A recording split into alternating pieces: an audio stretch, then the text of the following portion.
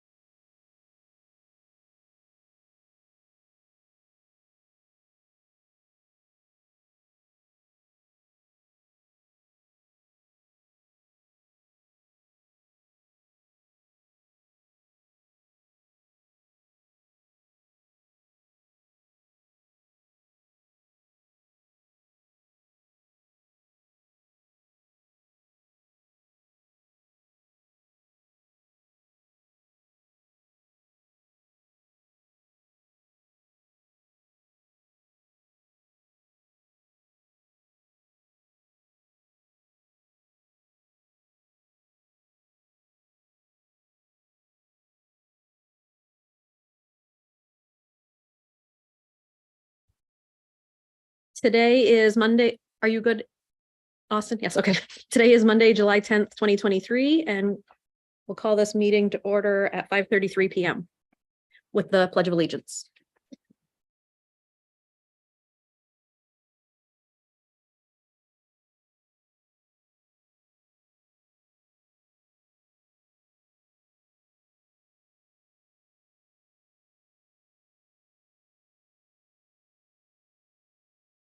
If everyone would remain standing for a moment, we're going to have a moment of silence for Lewiston Middle School teacher Barbara Benjamin McManus, who passed away.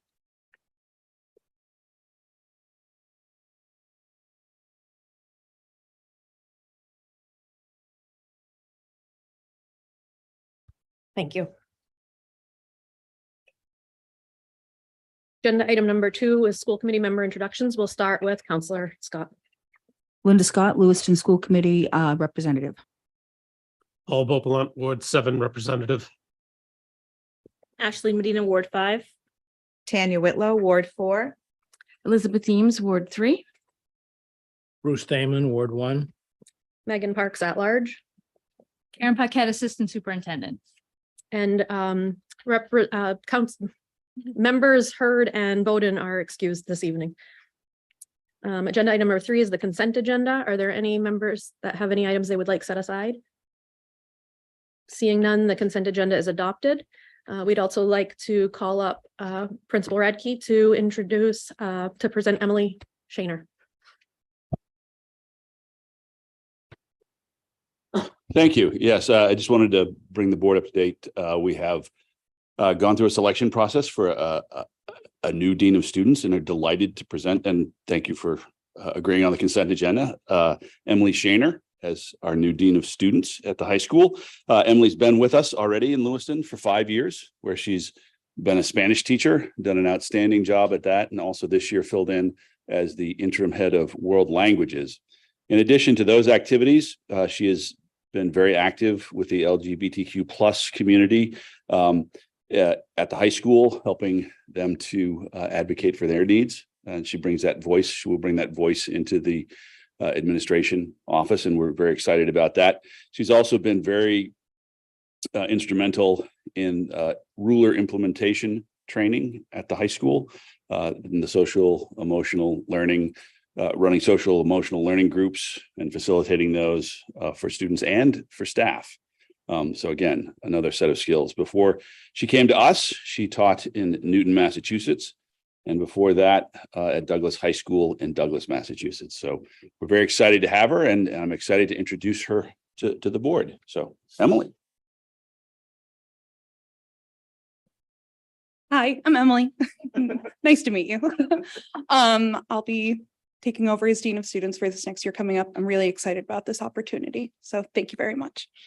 Thank you, and welcome to your new role.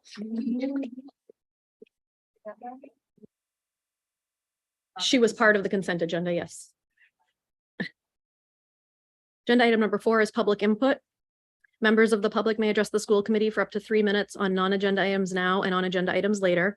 Comments that pertain to staff, personnel matters, or a student issue should be directed to the superintendent or the appropriate staff member of Lewiston Public Schools. Public comments shall be directed to the school committee and be brief, not repetitive, and related to the matter at hand. Before starting, please state your name, address, and affiliation to Lewiston Public Schools. Are there any members of the public that would like to speak? Seeing none, we will move along. Agenda item number 5 is report from our student reps who are enjoying their summer vacation and not here. 6 is to receive and potentially vote on a field trip request for the Bridge Summer Academy at EMCC in Bangor.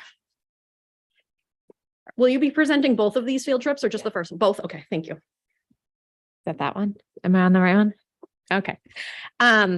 So we do this every year. It's for Bridge Academy and they go up with their cohort and they're with the other cohorts from the state at EMCC and they do different activities like bonding or like having a social media presence, but in the right way, you know, a mature way, and they take headshots and things like that. So it's just a bunch of different activities and they sleep over and they go with their grade level. So juniors will be from 8-7 to 8-9 and seniors are from 8-10 to 8-11. And it's paid for by Bridge Academy. Are there any questions? Member Damon? Could you just bring us up to speed a little bit about what Bridge? Oh, sure. Academy- I'm sorry. So Bridge Academy is for juniors and seniors at Lewiston High School, and we combine with EL2 to bus them. But it's throughout the state. So they have to be a student that's in a CTE program like LRTC, and also what they take for their core credits at Lewiston High School, they get college credit from UMA or Thomas or sometimes UMFK. So like their US history class will be in conjunction with a professor at UMA. And so they'll sit in US history just like all other LHS students, but they're getting 3 credits towards college. Member Beaupont? Thank you. I'm familiar with the Bridge Academy across the river. I know it's a rigorous program. I'm familiar with the teachers there that do the instruction, and I'd certainly give my support and qualified to this. Thank you. Member Scott? I was just curious, how many students are going this year? So right now we were just looking at the numbers. It looks like there's a lot of juniors, like 12 so far, 15 maybe, because it's the big cohort. It's like 22 this year. And then seniors so far we have 6. Member Eames? On the form, it said 23 students to 2 chaperones for the juniors. Well, we have EL chaperones as well, Okay, well, but so then 23 to 2. It just it's seemed like a lot. tops But 23 you've done it students. Before. Yeah, and it's tops 23. That's if and everyone 2 goes. is okay. And- And in your assessment, 2 is okay with up to 23. It will probably be like 18 that go total. So 10 to, I would say 10 total per chaperone. And in your assessment, having done it before, that's okay. Yes, because we have EL too. So like Brian Dennell is going, but we'll have a female person from there. So we have male and female, Okay, right. and they have Bridge Academy chaperones there as well. Okay, thanks. All right, is there a motion for the Summer Academy? Member Beaupont? Thank you. I'd like to make a motion to approve and support the field trip of juniors and seniors to the Bridge Academy for the Bridge Academy at EMCC in Bangor. Can we vote on both of them at once? Or do we have to vote on them separately? They're separate agenda items, but I don't know if that matters. Yep. Is the first one the seniors, the second one juniors? Yes. Is that what it is? Is that? why That's how it's two on our different ones? agenda, yeah. Okay. Okay. I'll amend that to the seniors. Okay. Is there a second? Member Medina? I'll second that. Thank you. And all in favor? It's unanimous. Is there a motion for the juniors? Member Beaupont? Thank you. I'd like to make a motion to support and authorize the field trip request for juniors to the Bridge Summer Academy at Eastern Maine Community College. Thank you. I'll also second that. Thank you. And all in favor? It's unanimous again. Thank you. Thank you. Agenda item number 8 is to receive the annual ESEA federal programs presentation, and Jenny Darrigan will present.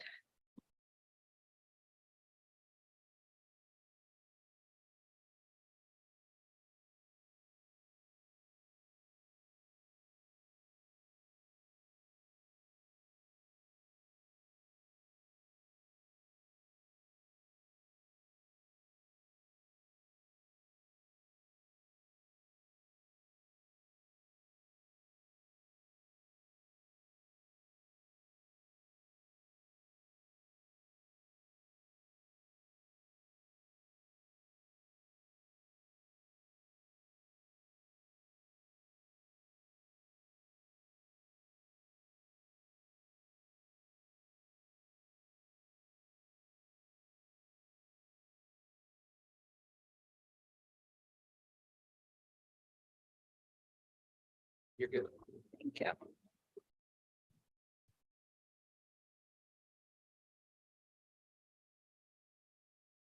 Good evening.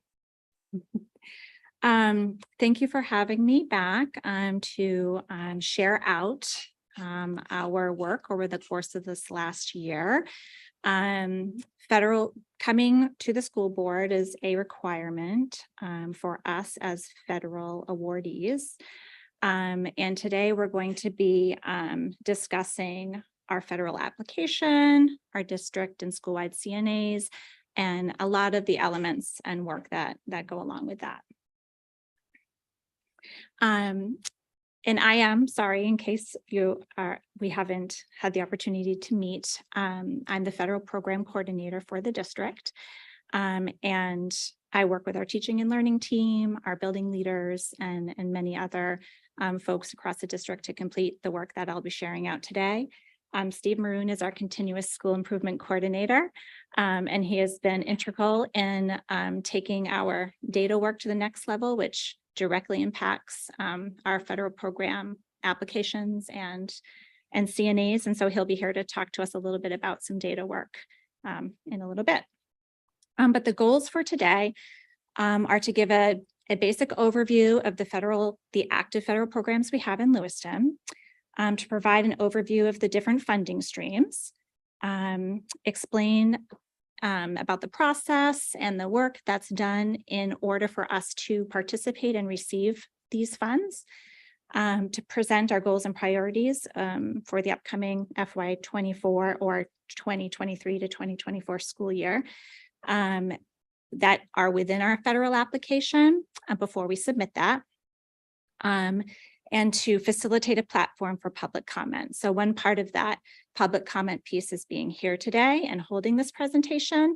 And another part of that will be me directing the larger public to a link where they can provide public comment as well over the course of the next few weeks. So those are our main goals for today. So I'd like to start with just sort of trying to zoom in on the actual federal sources that we'll be discussing. We are going to be looking at our ESEA federal grants. And what you can see sort of around our ESEA grants are COVID relief funding, federal, special education, federal, and a group of other federal grants that we have. These are really large federal, most of these that you see up here, very large federal grants for Lewiston. Oops, I'm missing a little, there we go.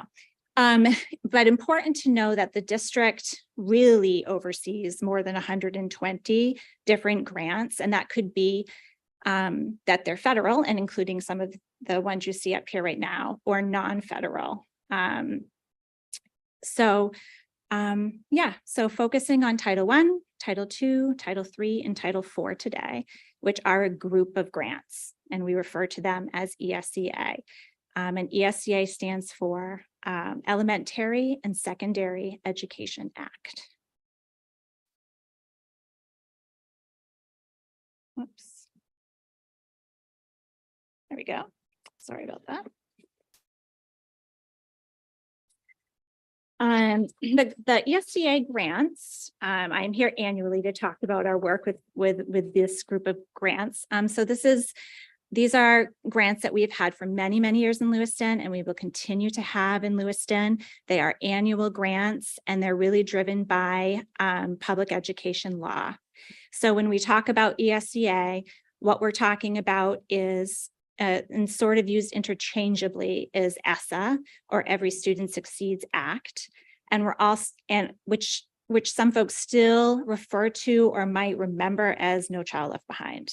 But every time a new president, chooses to reauthorize this public education law, it comes with a new name. So right now we're at ESSA or ESEA.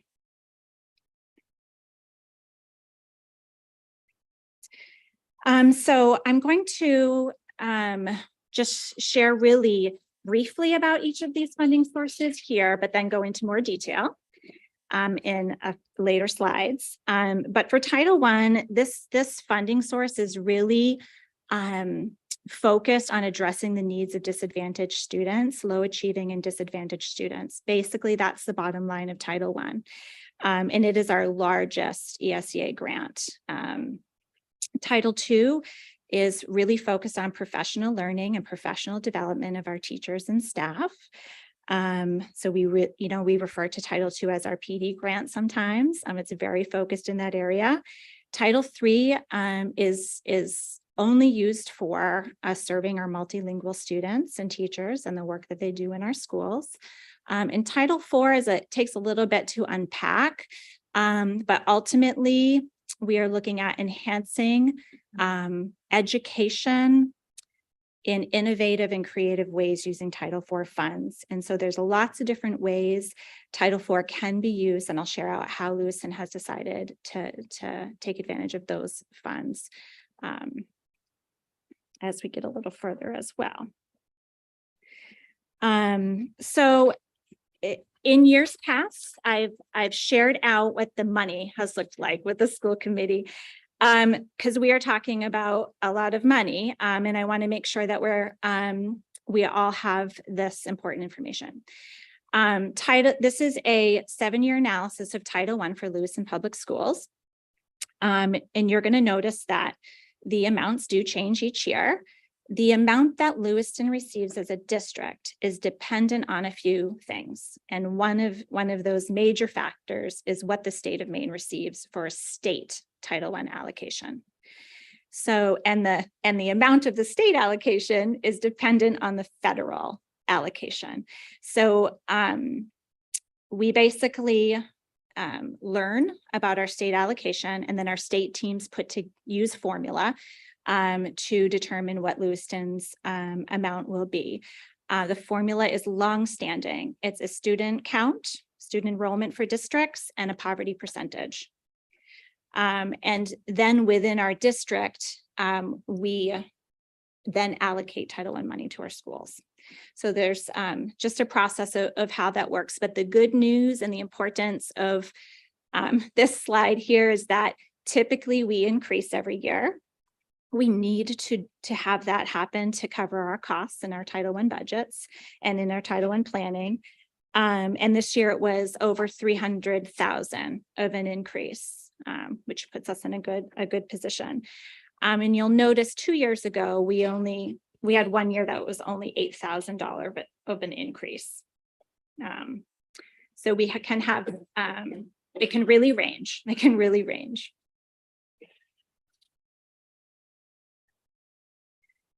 For Title II, sharing out again, this is our PD grant, our professional learning grant. It's always very welcome to see an increase in Title II for Lewiston. We have about a 30% increase this year from last. And this will allow us to plan additional professional learning opportunities and provide different opportunities for our staff. Title III is based off of student count only. So depending on how many multilingual learners we have in our district equals the amount of Title III funding we get. So this is the funding source that I work with our multilingual office on to plan for, budget, implement, evaluate, and all of those pieces for this grant specifically is direct work with our multilingual office folks. So we are seeing a decrease for two major factors: funding for the state of Maine Title III and student count for Lewiston. Title IV is only gone. Oh yes, Sorry. no problem. Oh, I didn't even realize this was on the whole time. So the last slide, could you go Yes. back to that for a minute? Yes. So I does that worry the district that we've gone down so much, even though we're providing more than we ever used to? Even though the numbers have decreased, I'm sure that we've got more teachers and all of that. So where are we taking money from if we're decreasing it but providing more? So, great question. We are using Title III along with many, many other funding sources to support our work with multilingual learners. So the student count is going to be based on how many students ultimately in PowerSchool are identified as limited English proficiency. And there's nothing we can do to change that count. You may have heard from our multilingual office about the criteria over the last few years changing for exiting multilingual learners. So that's impacted, if the criteria, if students can test out with the access test before reaching higher levels of proficiency, then the counts are going to be lower. So that's one factor that's definitely played into that. And maybe perhaps even, the success of us exiting students out, which is really actually the goal of the program. We want kids to get there. So in regards to serving, having other funds available, we are allowed to consider using Title I to support multilingual learners. That's absolutely an allowable option. We're not currently doing that, but it's an allowable option.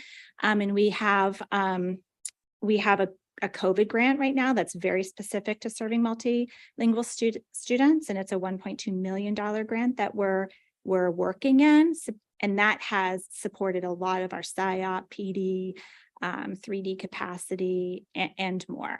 So I guess the answer is we braid lots of funds and to ensure that we can put on the programs that we want. I'll just add, so the money in Title II really doesn't support staffing. The staffing for our multilingual learners comes from our local budget. Mm-hmm. And the money in Title III is really around professional development, around supporting additional supports for our multilingual learners. There's some pretty specific things that we're allowed to use the funds for. It's not that staffing isn't an option. It's our service staffing comes from the local funds. And we know that we have increased the amount of money we've put towards multilingual learners in our local budget. And these funds are being used for a lot of professional development or supplemental materials. Mm. Yes, and to build on that, legally, we're required to provide all the service to multilinguals that is required. So like Karen said, supplemental is huge conversation for Title III. It must be supplemental. Title IV has been steadily increasing, which is a welcomed increase of funding stream for many districts and schools nationally. Title IV, to sort of unpack it a little bit further than I did earlier, there's a lot of our social emotional learning work that falls under Title IV. So safe schools, welcoming schools, and yeah, just all the pieces that fall under that. Then also there's the sort of well-rounded or enhancement to curricula, could be with STEM programming, which we do use funds for that. And then enrichment to other coursework that we're already offering, but enriching it. And then there's also a connection with Title IV for including technology and innovative technology in the classroom. So as I go through, and I will be sharing out tonight exactly what we're going to be having as expenses in each of these funding sources for next year. So what changed drastically between the 2018-19 year? Was it just the initiative that is put out there? It was the formula that the federal government was using. So instead of, and I guess federal and state actually. So the state was pushing out Title IV funds almost equally across districts in the state of Maine. And then they said, we need to start doing this differently. It'll be a little bit more like our other formulas where it's going to be a student enrollment So Lewiston skyrocketed. When that year happened, the 2017-2018 year, I remember that budget, we paid for a few hours of a 21st century program teacher. And since then, we've just been trying to be very intentional on what we're going to be utilizing these funds for now. And of course, as we continue to move forward with a funding source that grew exponentially pretty quickly for Lewiston. So we're still in the space of looking at how we're using funds and evaluating and talking about that. As you can imagine, Title IV and the use of our COVID relief funding overlap quite a bit, especially in that social emotional learning area. And so right now even looks different than it will be in a couple of years when we've walked out of all of our COVID relief funding. And before Steve comes up to have a conversation about the amazing work that Lewiston's done in regards to our data journey, I just wanted to take a moment to remind the school board that when we apply and receive federal funds, the $4.5 million that we'll be receiving this upcoming year, we are held to certain assurances when we do that. So participating in state assessment is a requirement of participating in federal grants and being an awardee. Participating in NAEP assessment, if we are asked to by the federal government, is a requirement because we're choosing to participate. We're also required to have projects, and I can talk a little bit more about this after data, but with our homeless project, our parent engagement project, and serving our non-public schools. So we have, we have the opportunity to apply and receive funds. And then we have our insurances that we're required to do. So if we choose to participate. And so Steve, thank you for coming up and talking about data. And again, this has just been so impactful to the work of the CNAs and the work that we do when we make some determinations on how we're going to use federal money. Hi, good evening. Jenny's going to talk about the comprehensive needs assessments in a moment, but because data is critical in our comprehensive needs assessments, we figured we really wanted to share some information about our data journey this past year in particular. In the blue on the left, that's pretty much where we've been. And on the white, in the white is where we are now. We've always been very, very data rich at Lewiston Public Schools, but our data has been everywhere. We've had single sources in so many different places, and now we actually have a data analytics system which connects all sources of data together. And before, when we ever needed information for anything, including the comprehensive needs assessments, it really required some intense manual manipulation. And of course, that brings with it potential human error. And now, because of the data analytics system, we have accurate data and it's at our fingertips constantly. And that really helps accelerate decision-making and strategic planning. And before, our stakeholder groups in our schools who are working on their comprehensive needs assessments just had so much time waiting for me or somebody else to try to prepare data for them. And now they have more time to actually analyze data and dig a little bit deeper. And before, we had a very narrow perspective of data, often looking at single types of data one at a time. And now, because all of our data is connected in one place, we really have a 360-degree view of the whole child at any time. And all of where we were kind of led to more of a superficial needs assessment. I don't know if those of you are familiar with looking at the district CNA last year compared to the district CNA this year. With the addition of the data analytics system, we've really been able to do quite a comprehensive, robust needs assessment. which includes lots of sources of data. So we're able to be very, very transparent with that information. So we just wanted to share that with you and kind of explain that's the reason why the district CNA is so much larger this year. Thank you.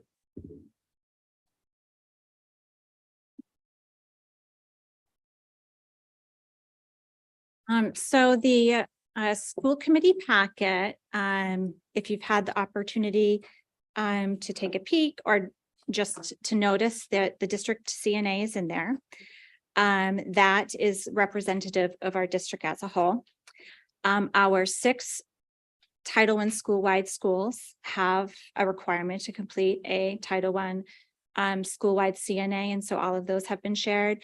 And one excellent PDF also that just sort of describes the CNA process in full, its purpose, and the different elements of it, and naming sort of the different folks who are involved in the work as well.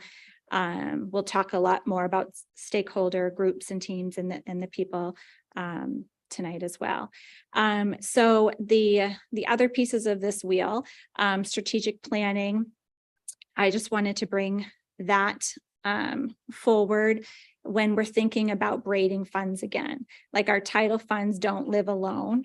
So we look at, just like we do with any other grant and funding source, with that, if we have a project we're trying to do, that involves more thinking, even sometimes beyond just the group of ESCA grants. And then use of funds just is a real big piece of this work. The CNAs are meant to drive decisions for how to use our money. So those are pieces that all work together, and that we'll be looking at a little bit more deeply.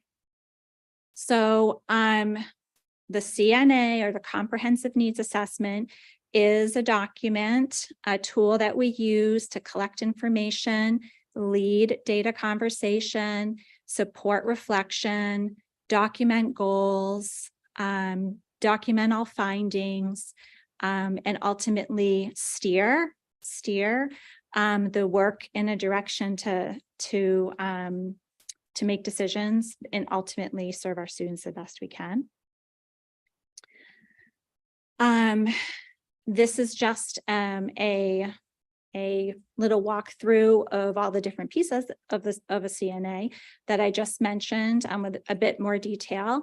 But ultimately, again, we're looking to inform decision making, and we are needing a tool to do that work. The state requires CNAs for the federal purposes, but in Lewiston, we're using these and referring to our CNAs for many, many other things. It doesn't live in a bubble just for this small group.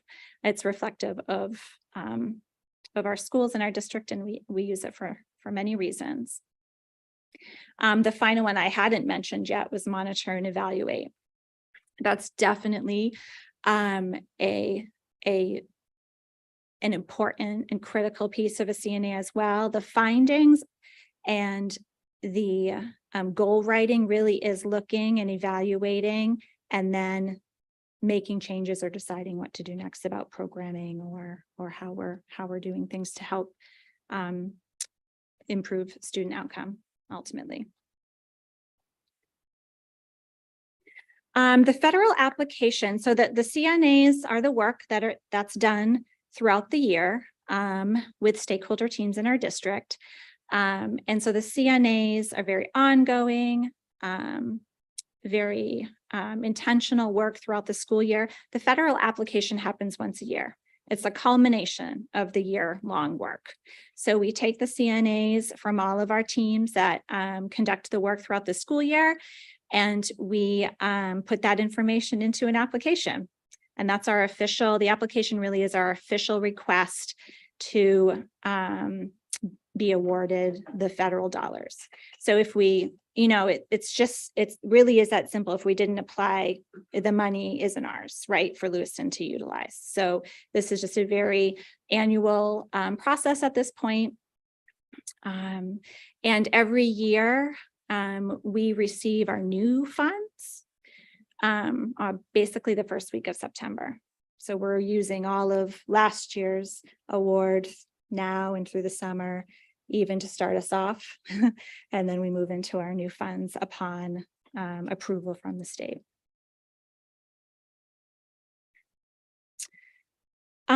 So Steve and I both had mentioned being able to get to goal work and goal writing and writing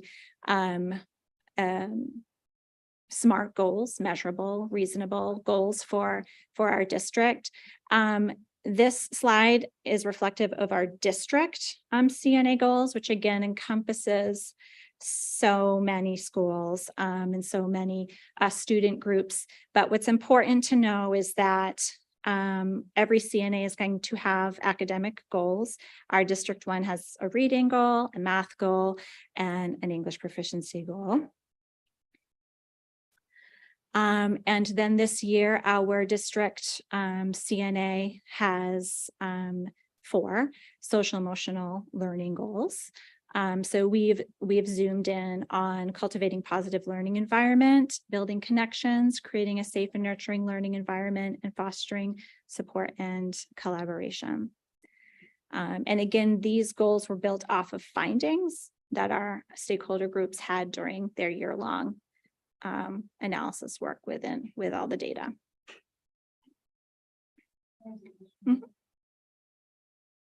So the goals that you put out here, and I'm trying to read this, I can't read too well from this distance here, but from 2023 to spring of 2024. So next year, when you report out to us, you'll be able to tell us if you've reached all of those goals and where we're at. And okay. Yeah, and I think that's extremely important because this kind of is sort of the conversation that happens around the budget season. And I think it's really important that we're able to report out the goals that we achieving and what's happening in order to support some of the funding that we're asking for when it's budget season. I think it's really important to correlate all of that together. So thank you. And Linda, I remember your question from last year, maybe or the beginning of this year. So we will have data collected to report out on last year's goals by November 1, which is when they're due to the state. So we allow for the full school year in the summer to be conducted. And then districts are asked to report out on that time. So that's a little bit of the cycle of it. But yes, we report out. That's part of our requirement as well. So Title I, I know I do not need to read everything here, but the important part of this sort of info slide on Title I is that in Lewiston, our K-8 schools run school-wide Title I. So districts and schools in Maine have the option to run a targeted program or a school-wide program. And Lewiston has been running school-wide programs for many, many years now. It allows us to serve all students, not just a targeted group of students, and serve all teachers, not just a targeted group of teachers. So we really use Title I funds to uplift the entire school program at all of our schools that are named and approved as Title I school-wide schools. So as I walk through each title, I'm going to share out how we plan to spend and what our request is for next year. For Title I, again, this is our largest funding stream for ESEA. This is 3.5 of our 4.5 million for titles. And more than 95% of this money goes directly to schools. So we do have some district projects that you can see listed here. 3 are requirements and 2 at the top, the federal program coordinator position and the reading recovery teacher lead position. Those are positions that serve either the grant or all schools. And so it's necessary to identify them as district projects. So that's why those 2 are there. Equitable share means non-public schools. So that's our private schools in Lewiston. We have 5 different schools that could participate in title funding if they chose to. So that's just work that we do each year, connecting and consulting with our non-publics. Their amounts are based off of how many students they're serving whom reside within Lewiston. So they are Lewiston students being served by a private school. District homeless program project is a requirement. We set aside some money to support the work we do for that program, and parent involvement is a requirement. It must be 1% of our total allocation. So it's about $35,000 to $36,000 a year. School-wide projects.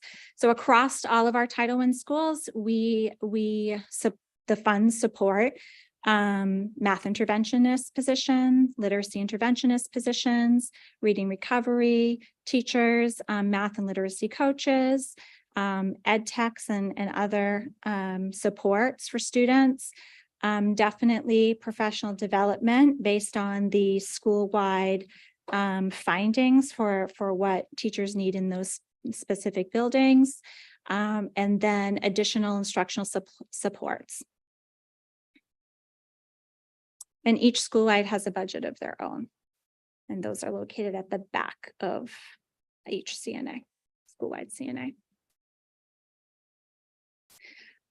Title II, again, there's a lot of information up there, but what's most important is that, this Title II can be used to improve quality and professional learning in many different ways.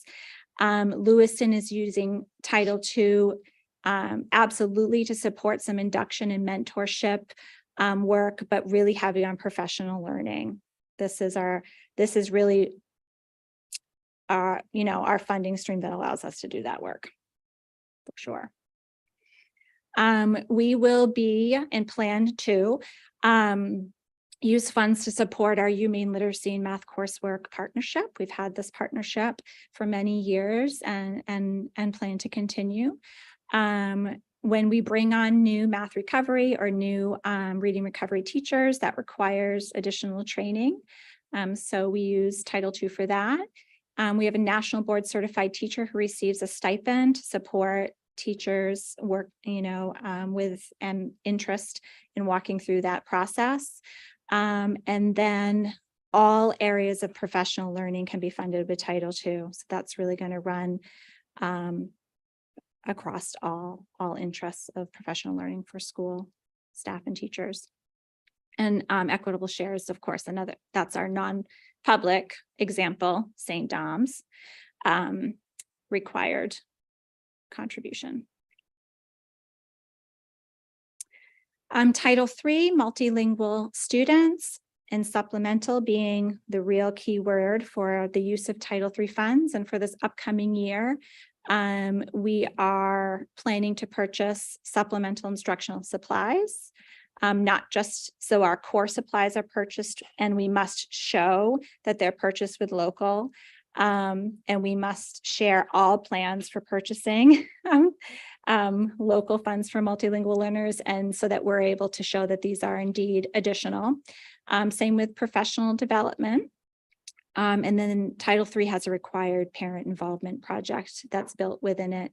And our multilingual team offers many parent information sessions throughout the school year. So the funds are typically used for resources for parents or interpretation. And Title IV, these are the three, I refer to them as buckets, but the three main sections of Title IV. If I was to pull out some of the important language there, well-rounded education, enhanced learning environments, and technological advancement in the classroom. Those really are the three I was referring to before. We plan to support a behavioral interventionist at Farwell, a behavioral interventionist at Montello, continue our guidance supervision project, which is an outside consultant who comes to support and walk through student cases with our guidance and counselor folks. purchasing of the Panorama platform, which gives us all our data for students' climate questions and other SEL areas. We'll continue to purchase STEM supplies to support our STEM programs, K-8. And then any PD that falls in Title IV is definitely a bit more focused for the intent and purpose of the Title IV funding stream, which is definitely mostly social emotional learning again. Ruler, you'll see up there, restorative practices, trauma informed, a lot of pieces that I'm sure you've heard our building principals share out and discuss before you, and equitable share projects are required.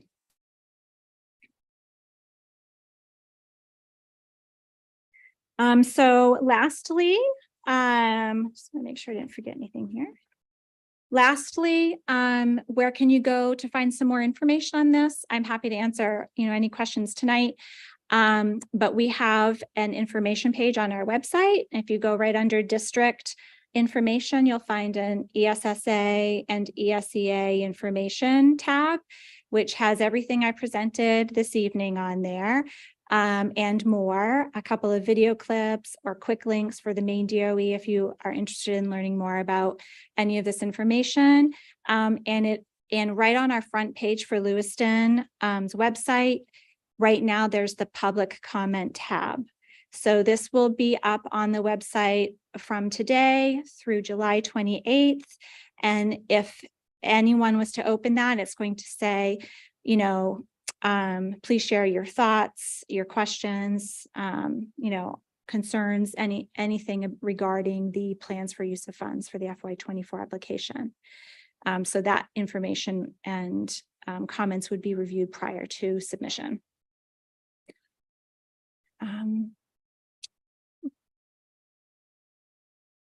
Member Eames? When is it due? The application is due early August. Yeah. Thanks. It's a very quick turnaround. Yeah. So will we be able to see the comments or it's really going to you? It goes to me and I share it with the stakeholder team that is putting the application together. So if you look on the district CNA, that group that you see as the planning team acts also as our application team. So that would be the group of folks. Can you go back one slide? Under the district PD pre-K to 12, it talks about the SEL, restorative practices, all of those pieces. There's been conversation over the last few budget seasons about whether or not those things need to be part of Lewiston Public Schools. If we weren't using the money for those things, would we just lose that money, or are there other things that it would be used for? Title IV, the PD in Title IV is very specific to these three buckets. So it would need to be professional development in the areas of technological advancement in the classroom, or professional learning for enhancing learning environments. And that's actually, that second one is really SEL. And the first one would be in the areas of STEM, or enrichment for like music and art and kind of combining courses. So Title II allows for very broad options for professional learning. Title IV is specific to these three pieces. And this is all coming from the grants. So this isn't even local money at all being correct. Okay. All right. Thank you. You're welcome. Member Scott? Well, just to add to that, so you're right, there was a lot of conversation around the budget season. How much additional funding goes towards SEL, restorative practices, and all of those things outside of the money received through these grants? Because that would be the question that people would be asking, because how much more are we spending on this, and how effective is it for our students, particularly, and I'm going to bring this up, restorative practices. We have some students that we've seen, unfortunately, that have had restorative practices several times, and they're still, how effective is that? I think those are some of the things that we need to talk about. So currently with the local funds, so prior to COVID, I would say there was a little bit more in the local budget that was set aside for restorative practices or for some of these things. Once we needed to make some pretty deep cuts during or right in the middle of COVID, and we had all of the COVID funds, a lot of those efforts were moved to the COVID money, the COVID grants. Some still lie in the COVID grants that we have left.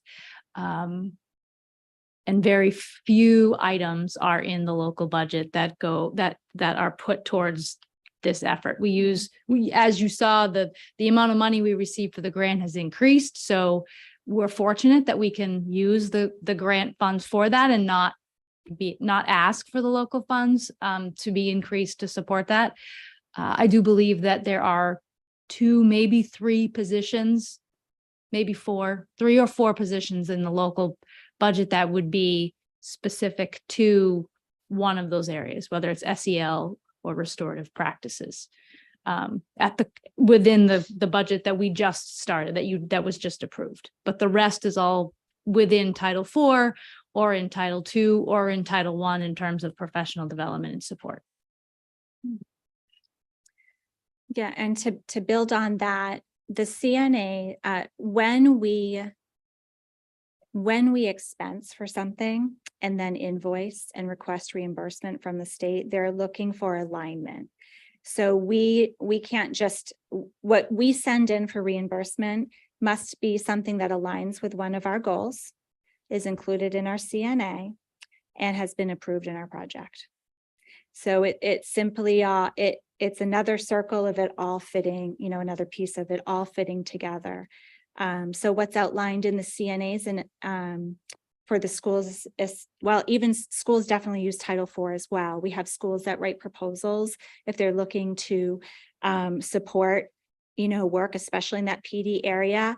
We would receive a proposal from a building leader who had a hope and they're looking for a way to fund it, and we would consider it.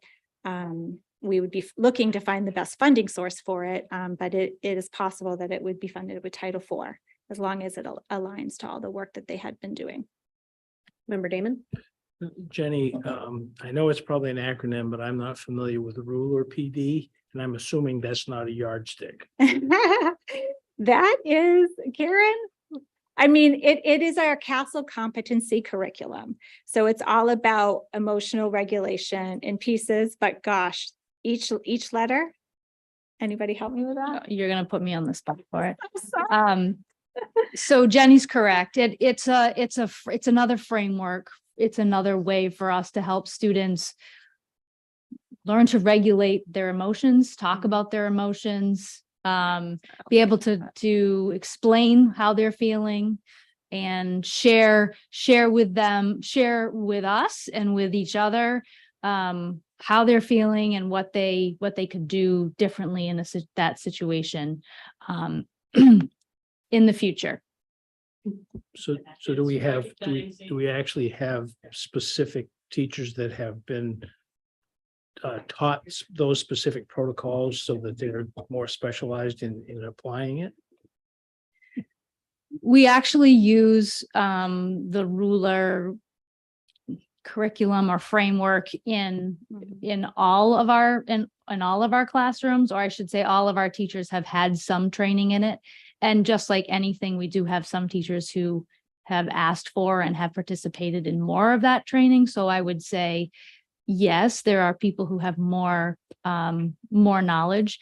We do have our SEL or social emotional learning coaches. That was part of a conversation, I think, during the budget process as well, who have done some more extensive training on that. But we have a couple of those folks in our district, and they help support all the other teachers in that work.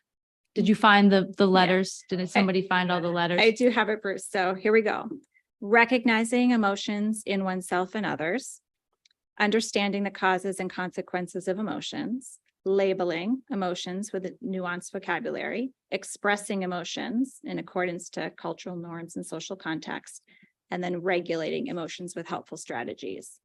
So ultimately, it like Karen said, it's a system. That's a lot of words, but it is the systematic approach that's based off the CASEL competencies of emotional regulation. And we've had a lot of folks do training in that work to support our students' responses in school and a general awareness. And you heard Jenny talk about the panorama survey. That was another thing that came up that we use these funds for. So we survey students and staff, and there's a parent survey component. We've talked about the parent survey component that we've collected data from staff, students, and families about how they feel in schools in terms of their safety, right? So there's the physical safety, but also their emotional safety. We collect information about how they feel. Do they feel welcome? Do they feel like somebody knows them, that somebody has a connection with them? And so based on those results, that's where we got those social emotional goals that you saw, the 4 goals, those areas that we pulled out. And then from that survey and from what we're hearing from students, and what you see and what we see in our classrooms and in our schools, we recognize that students have a really hard time with regulating their emotions or expressing their emotions. All of those things that Ruler helps us with, which has led us to look for something to support that. So it's not just something we said, hey, we think this is a good idea as the adults in the district, but we're hearing it from students, we're hearing it from teachers, and we hear it from families that this is their experience. Sorry, did I cut you off? Tanya, you had your hand raised. Did you? Oh, okay. Any other questions or comments? Thank you. Thank you.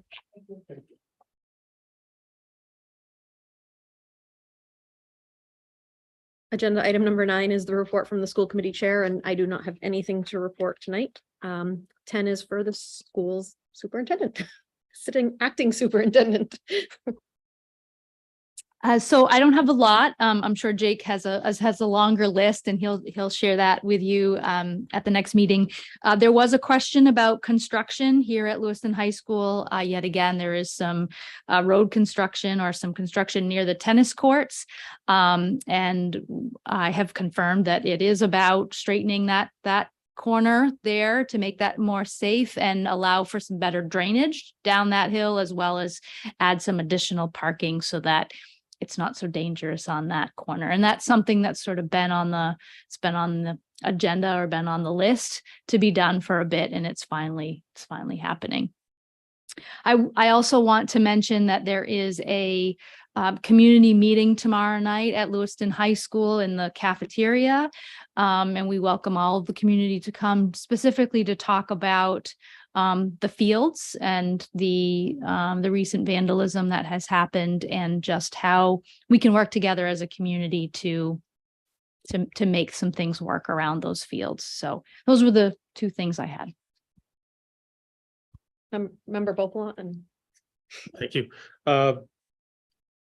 Ms. Paquette, are the funds for the improvement on the entrance coming from Public Works or the school department? I don't have the answer to that question, but I can definitely find out and get that to you. I don't know at this. Did we have a budget for that, or? I think it was in the facilities budget, wasn't it? It may have been in the facilities budget. I'm not 100% sure. We, just to butt in here, we did discuss that on the facilities committee and with the director of facilities, Josh, to work on that particular area, to widen it up and help fix it. And that was part of it was all, I don't believe Public Works has any part of that. I believe it's the schools. Member Damon. Karen, could you just a quick update on the tagging at LMS? The last update I received from Bill Grant, the executive director of operations, was that he was waiting for someone who could come out and get up there and take a look at it to give us a quote on fixing that. And so I don't know if that has happened. I was off at the end of last week, so I don't know if that has happened yet. You do? Okay. Since I was standing next to the superintendent at his son's baseball game the other day, I do know, if I stand corrected, that there's been an estimate of $11,000 just to fix that because that's so high. It's gonna take a professional company to go up there probably with equipment to do that. So I'm sure that'll be something that we'll be discussing when he comes back.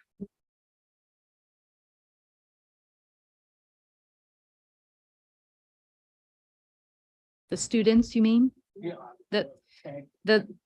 The, yeah, whoever it was, the thought was that there was some shimmying up some piping onto a roof and then continuing that climbing of holding on to piping or things that were attached to the building. That's the theory. I don't know that we know that that's for sure, but that's the theory. Any other questions or comments for Ms. Pickett? 11 is a report from our city council rep. I don't have much tonight either. I was going to remind about the community meeting tomorrow. I know there's several city councilors are going as well as the mayor. And we will be having this on the agenda for the city council next Tuesday at our meeting.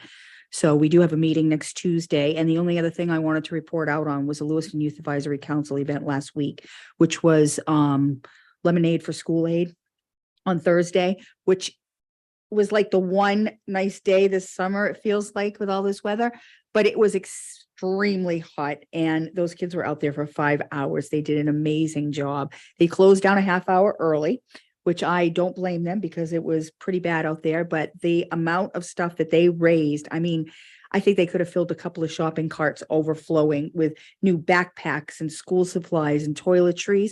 And the event, even though it's no longer going on, is still going on for the rest of the summer. The youth advisory, anything that they can collect or anybody else that wants to donate to the store next door for school supplies or toiletry, that's still open. And the store next door is open.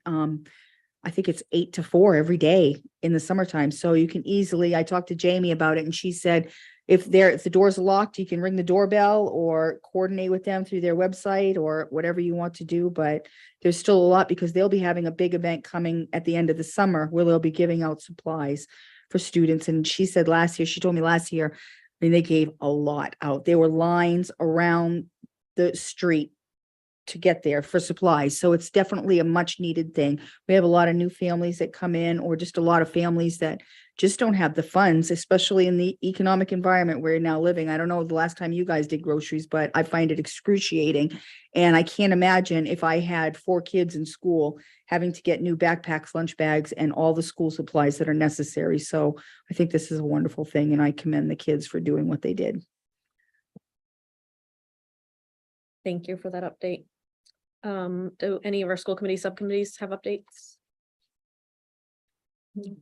Member Eames? We just had a policy meeting, which you attended, and we're on the hamster wheel and we're getting through it. For the first time in a long time. For We're the gonna get first through time it, in a yes. long time. Member Damon? I guess that we did actually come to a conclusion on the general government contract. So I think that one's behind us as well. So I think we're getting ready to start up again with teachers, I believe, will be the next one. Which Like we just did that. it's like we just did that, but it comes around pretty quickly. And but yeah, I think we got through, we got through the ones for this year and in a timely fashion. So that's good to have that behind us. Thank you.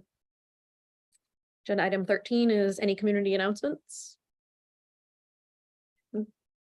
I didn't give the time of the meeting tomorrow night. So the community meeting, talking about the Franklin complex is tomorrow evening at 5:30 in the Lewiston High School cafeteria. Any future agenda items? Your hands both went up at the exact same time. Thank you. I just want to remind, there are some things that we had talked about going on the agenda to discuss. Bathrooms at the high school. I mean, I just feel like I don't even remember everything that we had, but I think that we need to find the time to start doing that. If we, I know there's probably only one more meeting in August, but is there 2 in August?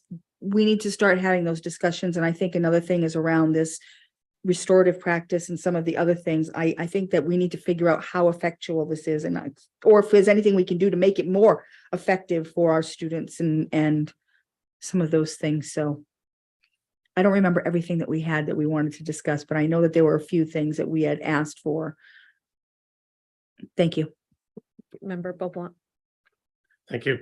At the last meeting, I had expressed some concerns about a program that Principal Radke plans to initiate at the high school, the academic focus time. I had assumed that it would be put on this agenda tonight, but my conversations with Jake said that it would be for our next meeting on the 24th. So I'd just like to, go on record and ask the public, especially those members that contacted me, to be aware that we will be discussing this on the 24th. And this involves the second period. Yeah. Mhm. You want to explain it a little bit more, just so that people know?